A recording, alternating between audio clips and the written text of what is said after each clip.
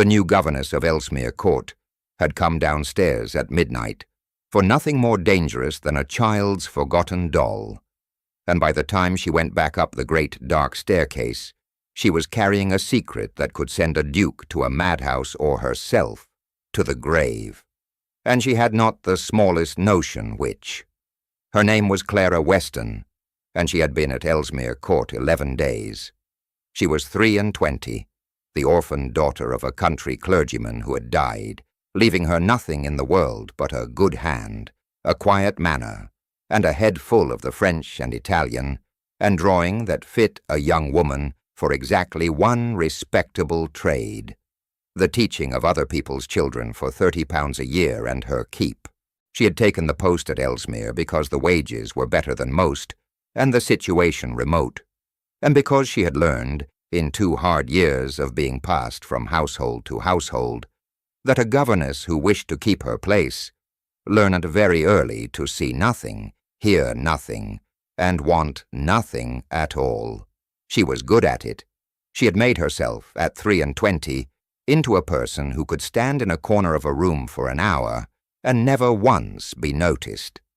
And it was precisely this talent, this hard-won gift of being invisible, that undid the careful plans of 2 clever men that midnight and set in motion everything that followed. Little Lady Beatrice, Bee, the whole house called her, a solemn dark-eyed child of 6, who was the Duke's ward and Clara's charge, could not sleep without a shabby wooden doll named Peg, and Peg had been left, that evening, on the window seat of the small library off the great hall. So Clara had risen and pulled a shawl over her nightgown and gone down in her stocking feet with a single tallow candle to fetch it, meaning to be back in the nursery within 5 minutes and no one the wiser. She was halfway across the great hall, the candle a small trembling island of light in all that cold darkness, when she saw that the library door was not shut. It stood a hand's width ajar, and through the gap fell a thin blade of firelight across the black and white marble, and she heard voices, low and careful, and not meant to carry, and she stopped, because one of the voices belonged to Mr. Sidney Rook, the Duke's cousin, who had arrived at Ellesmere 3 days before and made the whole household uneasy without anyone being able to say quite why. She ought to have gone on. She ought to have fetched the doll from the hall table where, she saw now, some servant had set it, and gone straight back up to bed. But a person does not decide, in the half-second before she overhears the thing that changes her life, that she is about to overhear it. Clara paused only because a well-trained servant does not walk in upon her betters at their private talk. She paused to be discreet, and in that pause, before she could withdraw, she heard Mr. Sidney Rook say a sentence that stopped the breath in her throat. And once the commission sits and the 2 certificates are signed, Cousin Adrian goes quietly into Dr. Sedgwick's house near Aylesbury, and there he stays. A private madhouse asks no questions its proprietor is paid not to ask. He may rave to the walls that he is a duke and sane as a judge. They all say that, Sedgwick tells me. It is taken as the surest proof of the disease. Wrap it up neat and lawful, and Ellesmere and the girl's wardship both fall to me, and no court in England will ever look at it twice. A second voice answered. The smoother, older, a physician's practiced murmur. The difficulty, Mr. Rooker, is that your cousin is manifestly not mad, and any 2 honest men who examine him will say so.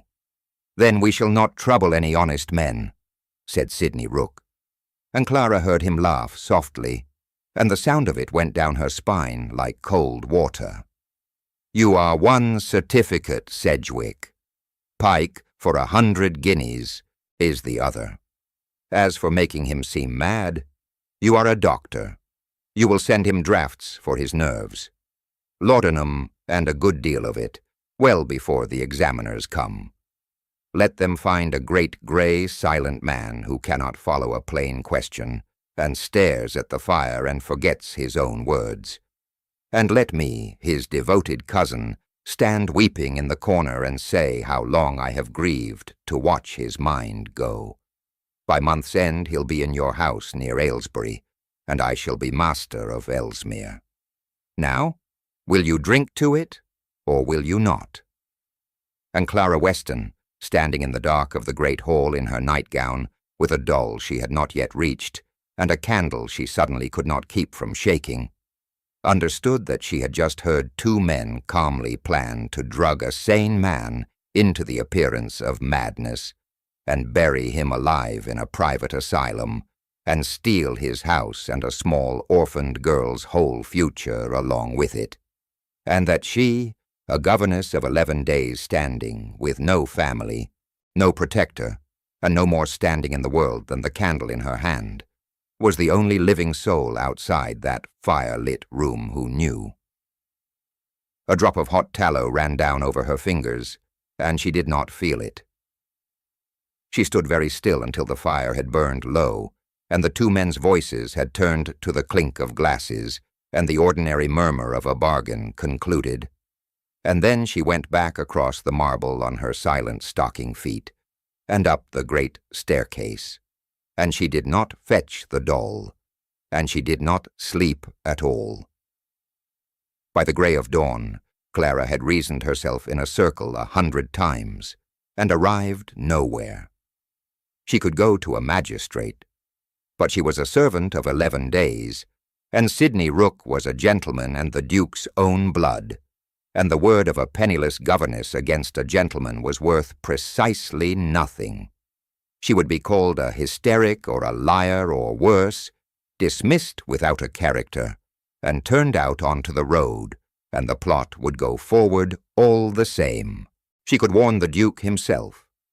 But she had scarcely exchanged a dozen words with the Duke of Ellesmere in 11 days, and every one of those words had frightened her, and the whole county said the man was cold and strange, and perhaps already half out of his wits.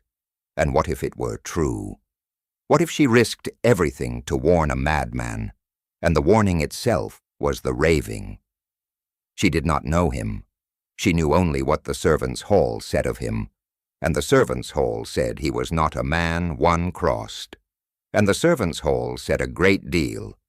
It said the Duke had not sat down to a proper dinner in the great dining-room since his brother died, but took a tray alone in the library among his books and his instruments and his charts of the stars.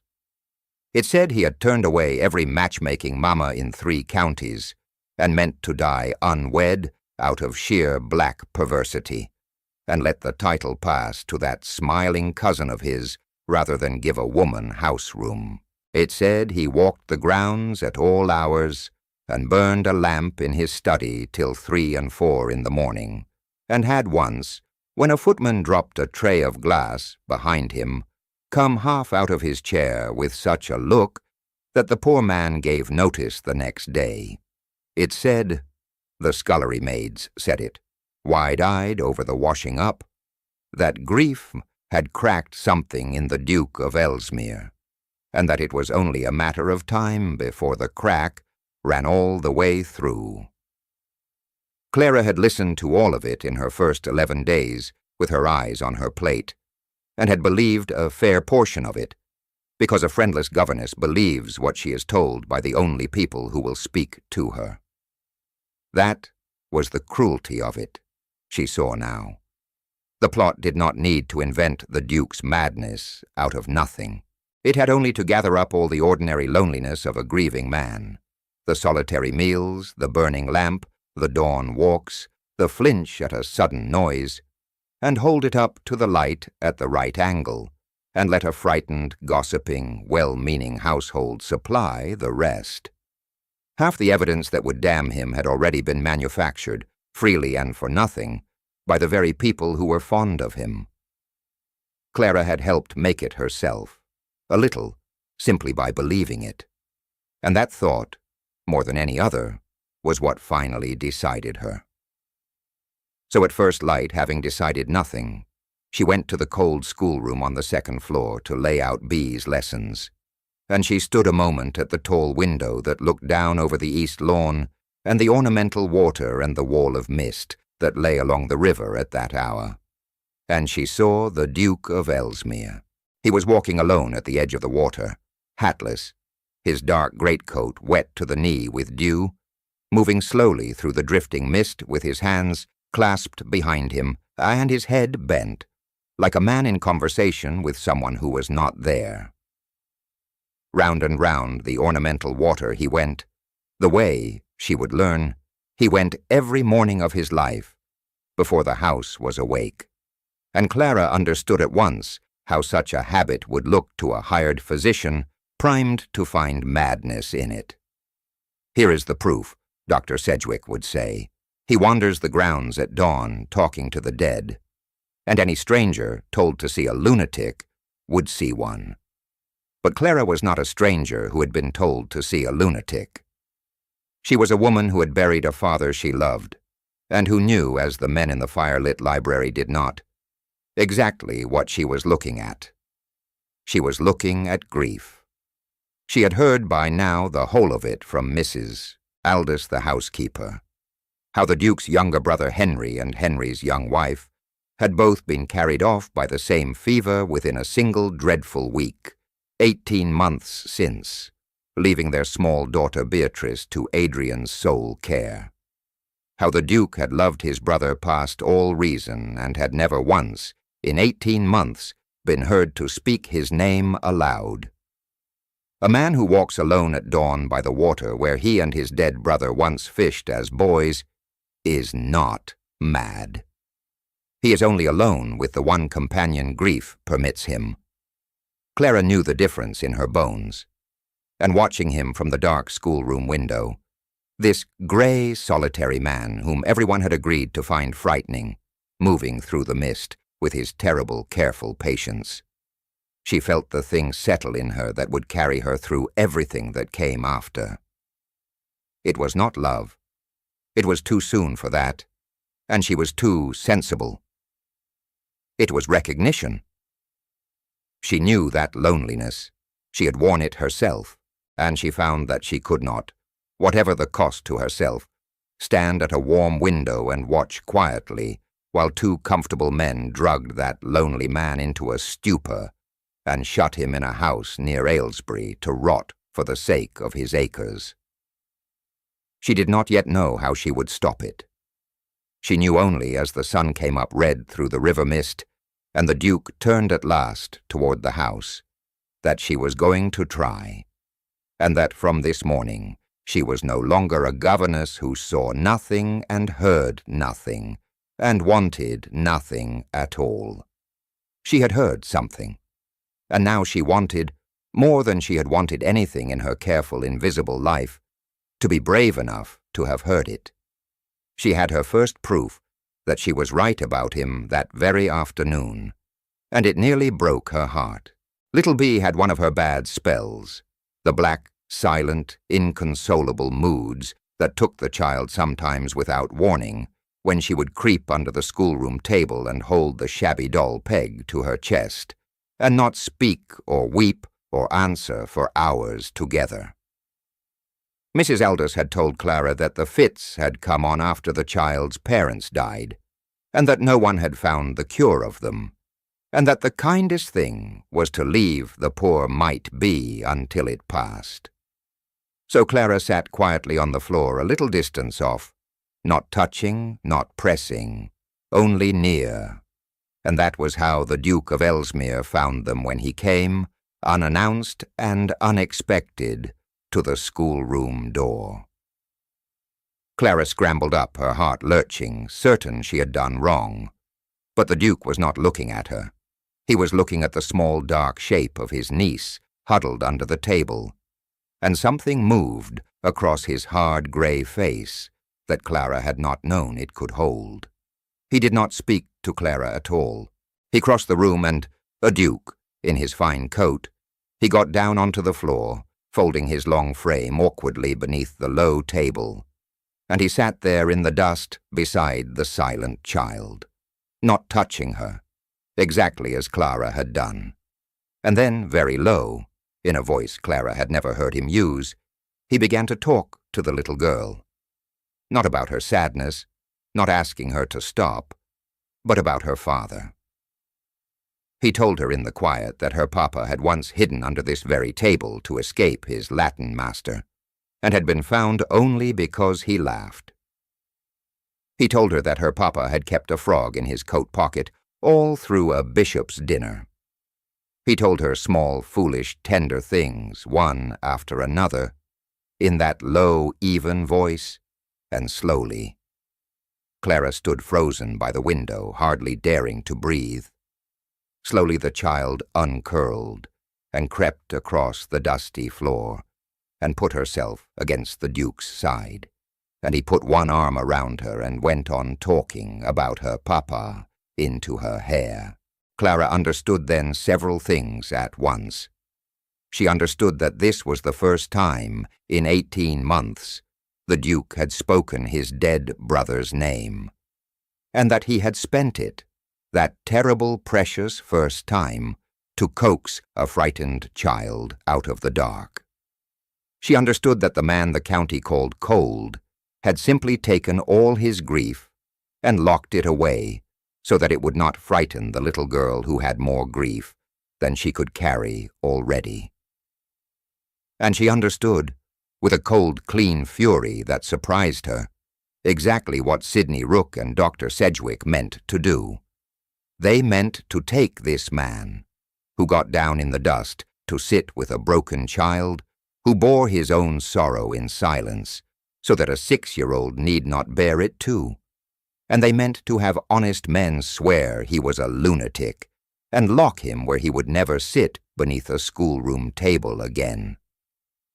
And there was one more thing Clara saw, kneeling frozen by the window, that she never afterward forgot. When the child had at last fallen properly asleep against him, and the danger of the black mood was past, the Duke did not move at once to lay her down. He sat on a moment longer beneath the low table in the dust, with his brother's sleeping daughter in the crook of his arm, and he bent his dark head and pressed his mouth to the child's hair and shut his eyes, and Clara saw his jaw work once, and saw what it had cost him to say his brother's name aloud after 18 months of silence, to spend that hoarded grief like coin to buy a little girl 5 minutes' peace. His face, in that unguarded moment when he believed himself unwatched, was not the face of a cold man, nor a mad one. It was the face of a man carrying, alone and without complaint, a weight that would have broken most people in half. And Clara thought, they call him strange, because he does not weep where they can see him. They call him mad, because he has learned to grieve without noise. And they mean to hang the whole of a lawful murder on the fact that a good man loved his brother too much to speak of him. She had come into that schoolroom 11 days ago wanting nothing but to keep her place. She left it, though she did not cross the threshold for another quarter hour, wanting only to keep him safe. The Duke looked up and saw her watching. For a moment neither of them spoke. Then he eased himself out from under the table, the drowsy child now half asleep in his arms, and he laid Bea gently on the schoolroom cot, and he stood looking down at the governess with his guarded gray eyes. "You did not fuss her," he said. It was not quite a question. "No, Your Grace. I have found that grief does not like to be fussed. It likes only to be kept company." Something flickered in his face, surprise and then a kind of wary, weary attention, as though a piece of furniture he had walked past for 11 days had unexpectedly said something wise. "No," he agreed after a moment. "No, it does not." And he looked at her a moment longer, this quiet new governess who understood grief. And then he inclined his head and left the room without another word. And Clara sat down rather suddenly on the schoolroom chair, because her knees had gone unreliable, and because she had just made up her mind, entirely and finally, that she would go to the stake before she let them take him. The trouble was that Sidney Rook was a great deal cleverer than Clara had allowed for, and he had not spent his life scheming without learning to feel the small, cold draught of a thing gone wrong. He found her 2 days later in the long gallery, where she had been sent to fetch a book of maps for B's geography, and he came upon her so quietly that she did not hear him until he spoke, and she started, and a guilty flush went up her neck before she could stop it. And Sidney Rook, who missed nothing, saw it and smiled. "Miss Weston," he said, "the little governess. We have not been introduced, but I make it my business to know a house. You keep late hours, I think." He let that sit, watching her, still smiling. "I fancied I heard a step in the hall the other midnight. A light, perhaps, on the stair. I have a poor sleeper's ear, Miss Weston. It catches things."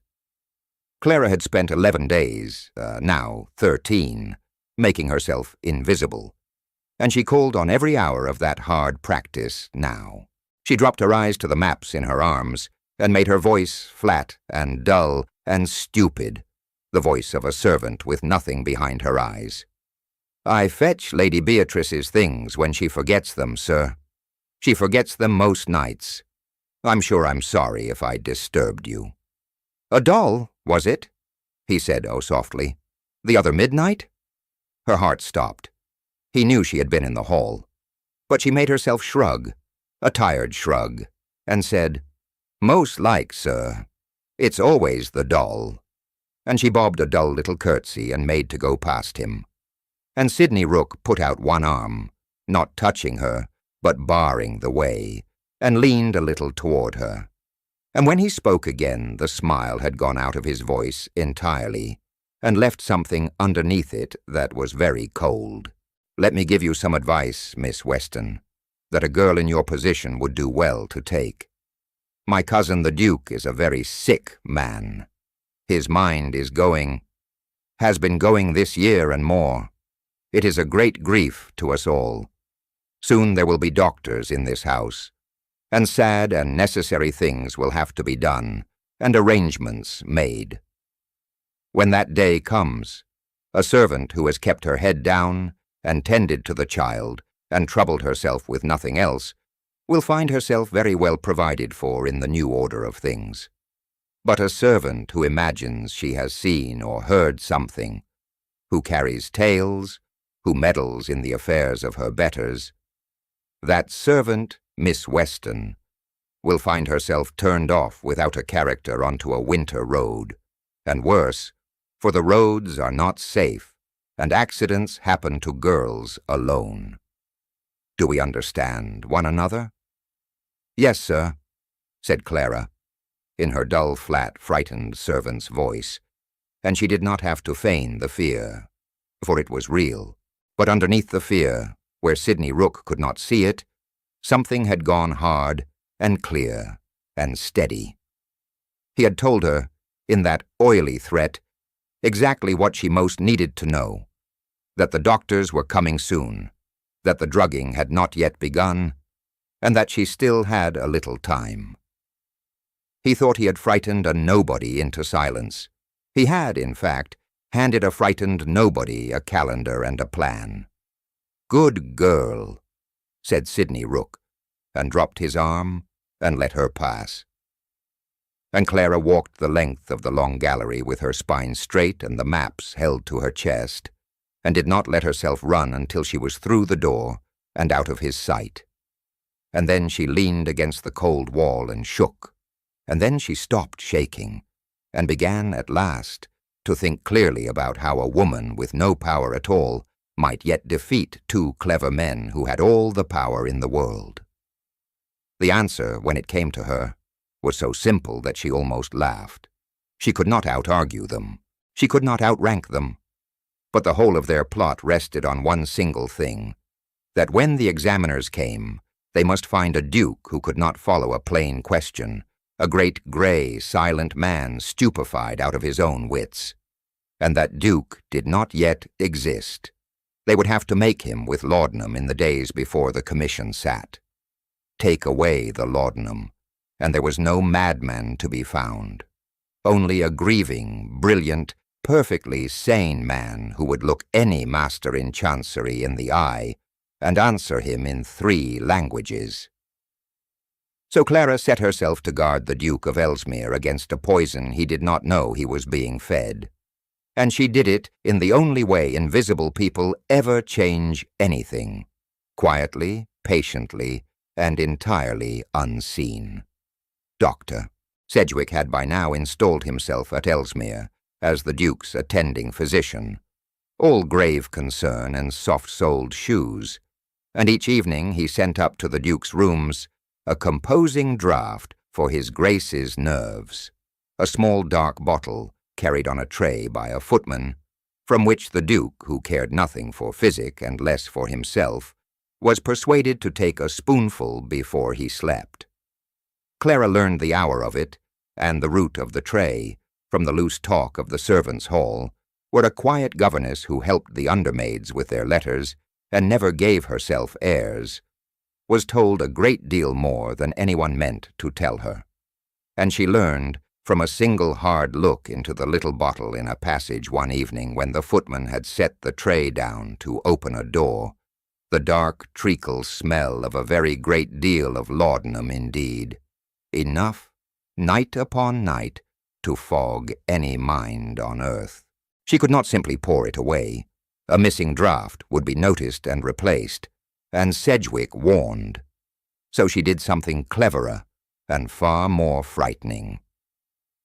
Each evening, in the 60 seconds the loaded tray sat unwatched in the service passage outside the Duke's rooms, Clara Weston slipped from the shadows and emptied the greater part of that dark bottle into a jar she kept hidden in her apron, and topped the bottle up again from a second bottle of her own. Cold, strong tea, dosed with a bitter tincture of harmless gentian, she had begged from the still room on a pretext, colored and flavored to pass, in a spoonful by candlelight, for the doctor's own. Spoonful by spoonful, night upon night, the Duke of Ellesmere took his composing draught exactly as ordered, and slept the ordinary sleep of a tired sane man, and rose each dawn clear-eyed to walk by the water, and Dr. Sedgwick, watching him, grew by degrees puzzled, and then alarmed, and then quietly furious, for his patient would not sink, would not slur, would not sleep his wits away as the whole plan required, and the doctor dared not double a dose he believed was already being swallowed. It was the most frightening work Clara had ever done, and she did it with her heart in her mouth every single night. The margin was measured in seconds. The footman who carried the tray was a slow, incurious lad named Tom, and his habit was to set the tray on the passage table and go to the far door to tap and announce himself to the Duke's man before carrying it in. And in those few seconds, and no more, Clara had to come out of the black doorway of the disused linen closet where she waited, cross the passage, unstopper the little bottle, pour the greater part into her apron jar, top it up from her own bottle of doctored tea, stopper it, set it back exactly at the angle it had stood, and be gone back into the dark before Tom turned round. Her hands learned the whole of it by feel in the dark without a candle, for a candle would have been the end of her. Twice she was very nearly caught. Once Tom turned back for a handkerchief he had dropped, and Clara sank into the linen closet with the bottle still open in her hand, and stood pressed to the shelves among the smell of lavender and starch, with her heart slamming so hard she was sure he must hear it, while the boys searched the floor an arm's length from her hiding place, and at last went muttering away. And once Dr. Sedgwick himself came softly up the passage in his soft-soled shoes just as she stepped out, and she had time only to drop to her knees and pretend to be scrubbing a mark from the boards with the hem of her own apron, invisible beneath notice, a nothing on her knees in a passage, and the doctor stepped over her without a downward glance, the way such men step over servants, and never knew that the nothing at his feet held his whole ruin in the jar hidden under her arm. She lay awake each night after, shaking, and rose each morning and did it again, because the Duke walked clear-eyed by the water at dawn, and every clear morning was a night's terror repaid. And she kept the jar. Night after night she poured the stolen laudanum into a stoppered jar and hid it behind a loose board beneath the schoolroom window, and beside it she kept a second thing, a plain little book in which each night, by her own candle, in her neat clergyman's daughter hand, she wrote down the date and the hour and the exact draught she had removed, and what she had seen and heard. Sidney Rook's words in the library, the 2 certificates, Dr. Pike and his 100 guineas, the smell of the bottle, everything. She did not know yet what use a nobody's secret book could be, but she had been raised by a man who kept careful parish registers, and she understood, without being able to say how, that the truth written down and dated and kept is a kind of weapon that the powerful who deal in whispers and burned paper never quite remember to guard against. She did not know that the Duke had begun to watch her, too. He caught her at it on the 9th night, and she thought, for one dreadful moment, that she was ruined. She had the loaded tray in the passage, and the little dark bottle half emptied into her apron jar, when a door she had believed locked opened at her back, and the Duke of Ellesmere stood in it in his shirt-sleeves with a book in his hand, and looked at his governess in the act of tampering with his own medicine by the light of a single candle. Clara froze, the bottle in one hand and the jar in the other, and every explanation died in her throat, because there was no innocent explanation, and she knew it, and she saw in his face that he knew it too. "I have wondered," said the Duke of Ellesmere very slowly, "for above a week, why Sedgwick looks at me each morning as though I have personally offended him by waking. Perhaps, Miss Weston, you would care to tell me what it is I have been drinking, since it appears not to be what is in that bottle." And Clara, standing caught and trembling in the dark passage with the evidence of her interference in both hands, made the second reckless choice of her careful life. She did not lie, and she did not run.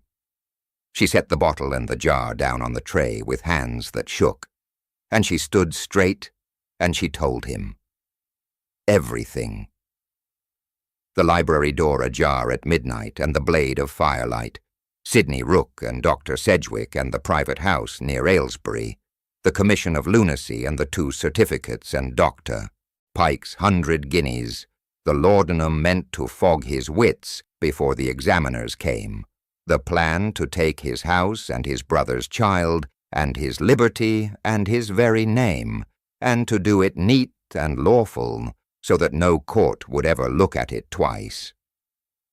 She told him she had been stealing his poisoned draught for 9 nights and feeding him cold tea in its place so that the examiners, when they came, would find a sane man. She told him she had no proof but her own word and a jar of laudanum and a book of dated notes, and that she knew the word of a governess was worth nothing against a gentleman, and that she had not known what else to do but keep him clear-headed and keep the truth written down and wait and pray for a chance.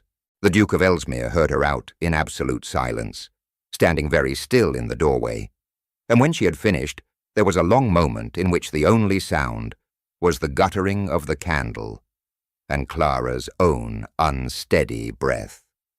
And she waited, as she had waited once before in her life, to be disbelieved and dismissed and turned out onto the winter road. "You have been standing between me and a madhouse," he said at last, in a strange, low, wondering voice, "for 9 nights, alone, telling no one, at the risk. Do you understand this, Miss Weston? Do you understand what that man would do to you if he knew, at the risk of your place, your character, and very likely your life. For a stranger, for a cold, strange man you had every reason to believe was mad. He took a step toward her, into the candlelight, and she saw that the guarded gray eyes were not cold at all now. They were bright and shaken, and fixed on her as though he were seeing the first other human face after a long time alone in the dark. "Why? In God's name? Why would you do such a thing?" "Because I saw you under the schoolroom table," said Clara simply, telling a frightened child about her father. "A man who does that is not mad, Your Grace, and he is not cold, whatever they say of him. He is only alone. I know what that looks like. I could not watch them bury a man alive for the crime of grieving too quietly. That is all. It is not brave. It is only that I could not have lived with myself if I had done nothing, and I find I would rather risk the winter road than that." And the Duke of Ellesmere looked at the poor, penniless, entirely fearless governess standing in his dark passage with a jar of stolen poison in her hand, and something that had been frozen in him for 18 months broke quietly, all at once. And he did not touch her, for he was a man of honor and she was alone and in his power, and he would sooner have died than frighten her. But he said unsteadily, "Then we will not do nothing, Miss Weston. You have kept me clear-headed. Now let us two be clear-headed together and turn this trap upon the men who set it. For I begin to think that a governess who keeps a dated book is a more dangerous person than any duke, and I find I would very much like to see my cousin Sidney learn it." They came on a bright cold morning at the end of the month, exactly as Sidney Rook had planned. The two masters in Chancery in their sober black, and a jury of 12 good and lawful men of the county empanelled to inquire, by the ancient rite de lunatico inquirendo, whether Adrian Rook, Duke of Ellesmere, was of sound mind or was not. Dr. Sedgwick was there with his certificate, and Dr. Pike with his, and Sidney Rook stood in the corner of the great drawing-room with a black armband and a handkerchief, ready to weep for his poor, afflicted cousin. Everything was in order, everything was lawful, and everything, though only 3 people in that room yet knew it, had already gone entirely wrong. For the great grey, silent, stupefied duke that the plan required did not appear. Instead, there walked into the drawing-room a man in immaculate black, who was rested and clear-eyed, and perfectly, dangerously calm, and who answered the examiner's every question in a quiet, exact, faintly amused voice that no honest juror could hear and think mad. They asked him the date, and the name of the king, and the value of his estates, and the order of the succession, and set him a passage of Cicero to construe, and a sum in compound interest to reckon. And he answered them all, easily, without hurry, sometimes with a dry flicker of humor that made 1 or 2 of the jurymen hide a smile. And Clara, watching from the side of the room with her hands knotted white in her apron, saw the exact moment the plan began to die. She saw it in Sidney Rook's face. He had come into that room certain, leaning against the wall with his black armband and his patient, sorrowful expression, waiting for his stupefied cousin to be led in, and to mumble and stare and damn himself.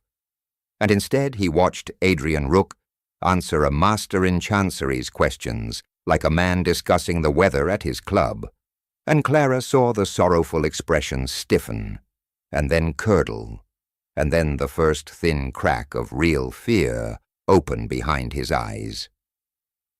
He looked once sharply towards Dr. Sedgwick, a look that said as plain as speech, "Why is he not drugged? What has gone wrong?"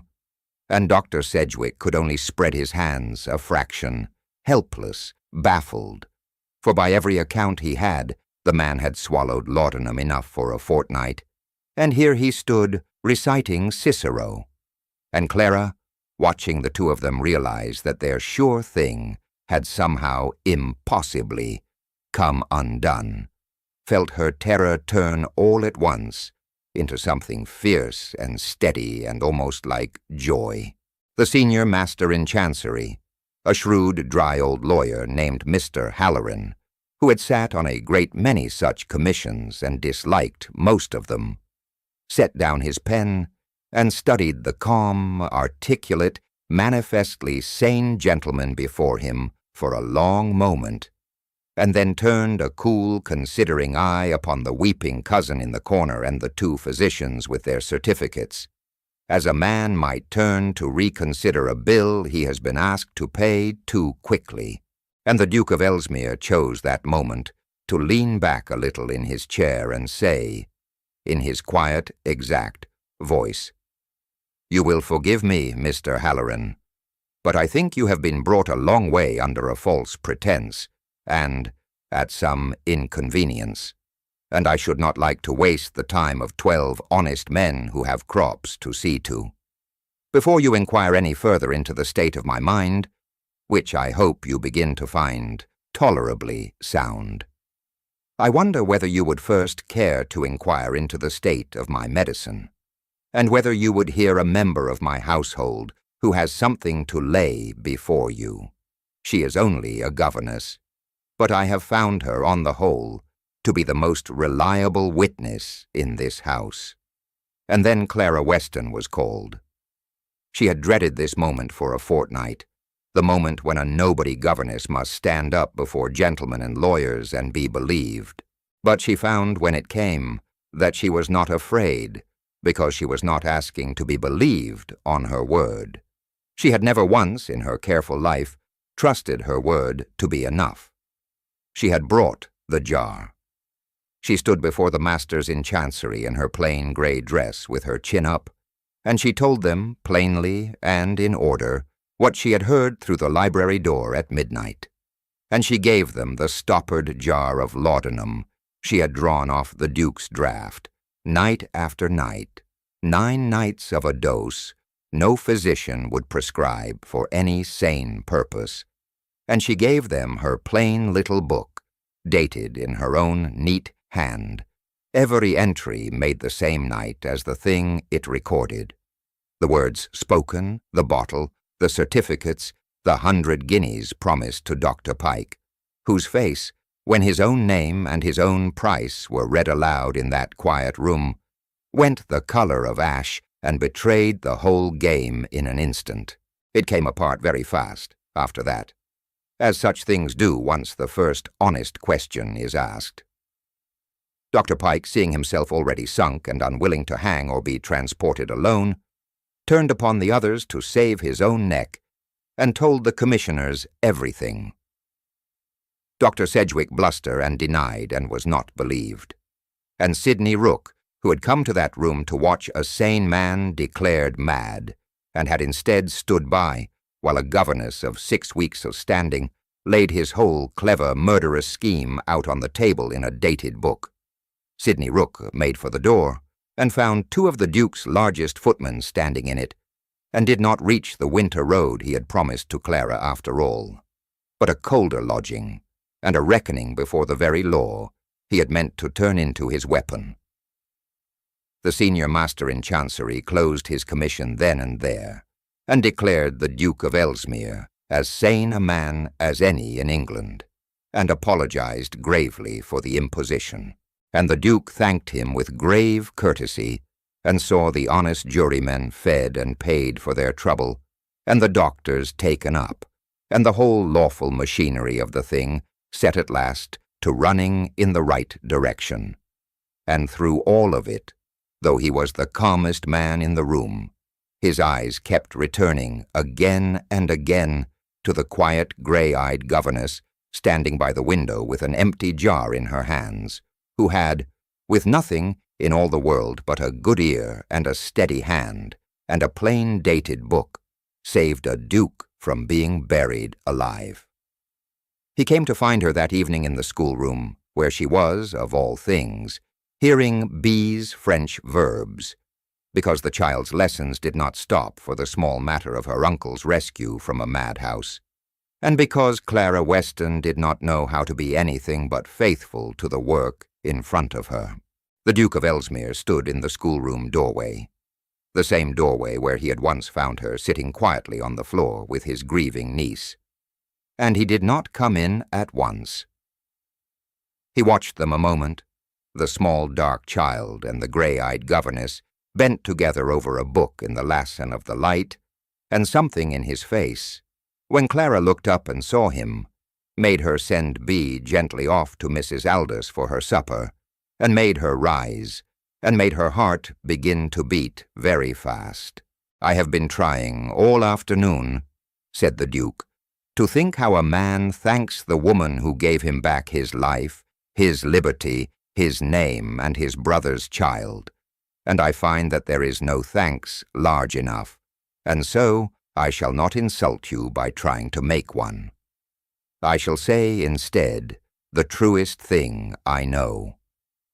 For 18 months, Miss Weston, since I lost my brother, I have believed myself to be entirely alone in the world, and I had made a kind of peace with it, the way a man makes peace with the cold.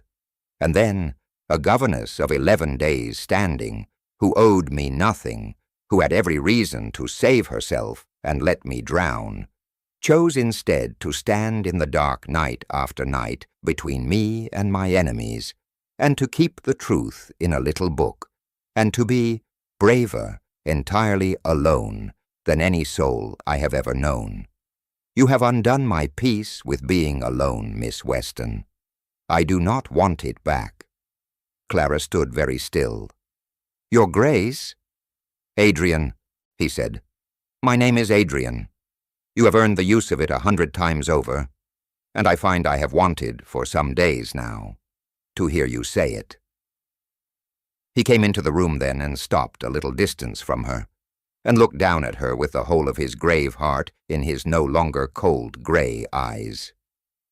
"I have nothing to offer you that is worthy of what you did.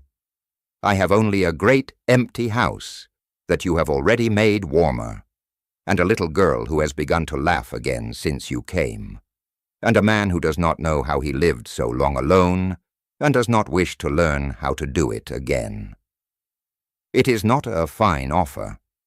You could do better than a strange grey duke the whole county thought was mad. But I make it with my whole heart, and I will wait as long as you like for your answer. And if the answer is no, I will see you safe and well provided for all your life, and never trouble you again. Clara, will you stay?"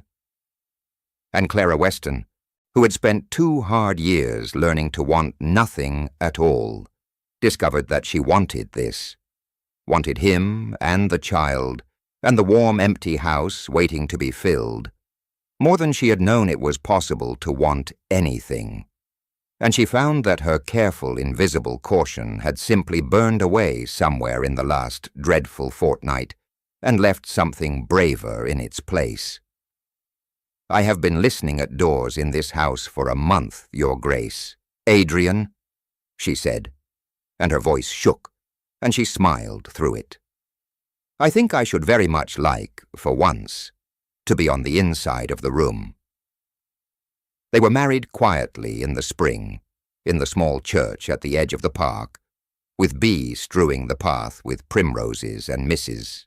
Aldous weeping into her apron, and old Coombe the butler standing prouder than any duke, and the county, which had so lately been sure the Duke of Ellesmere was mad, agreed within a 12-month that he was in fact the most fortunate man in 3 shires, though only a very few ever knew quite why. And the tale draws its curtain there, as such tales must, and leaves them their privacy, save for one last thing, one small thing that a housemaid mentioned once, and the house remembered fondly ever after. On the first night of their marriage, the Duke of Ellesmere carried up to his wife, not jewels nor flowers, but a small plain book with a worn cover, which he had had bound afresh in green leather and gold, her own dated book, the record of 9 dark nights, the nobody's weapon that had saved his life.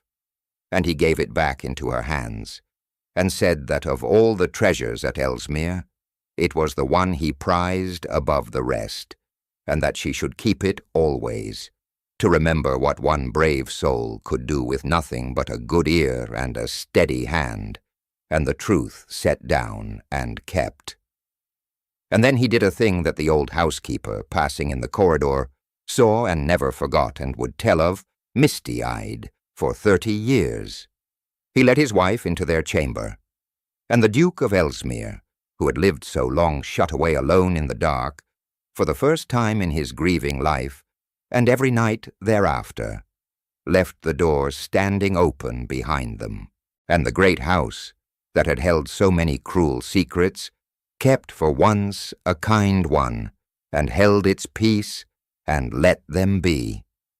If this story kept you company tonight the way a candle keeps company with the dark, then stay a moment longer with me. Tap that like, so more good souls find their way to this quiet corner where the overlooked are seen at last, and the truth, set down and kept, wins in the end. And subscribe and stay close, for there is another great house and another closed door and another secret waiting just behind it for the next time we sit together. Until then, my dear, be careful what you say in a quiet house. You never truly know who is listening. It may just be the one soul brave enough to save you.